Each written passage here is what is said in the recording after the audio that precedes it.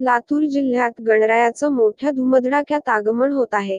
सकाळपासूनच लातूर शहरासह जिल्ह्यातील गणेश मंडळ आणि घरगुती गणपती खरेदी करताना मोठी गर्दी बाजारात दिसत आहेत.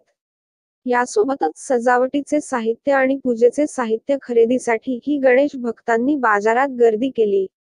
ढोलताशांचा गजरात लाडक्या बाप्पाचं आगमन होत आहे. अनेक ठिकाणी गणपतीची प्रतिष्ठापना करण्यात आली आहे.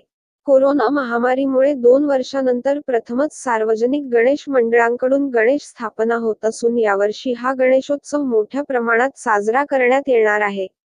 या उत्सवासाठी पोलीस प्रशासनही सज्ज झाले असून आतापर्यंत 1400 गणेश मंडळांना परवानगी देण्यात आली आहे, तर 428 गावांनी एक गाव एक गणपतीचा निर्णय घेतला आहे.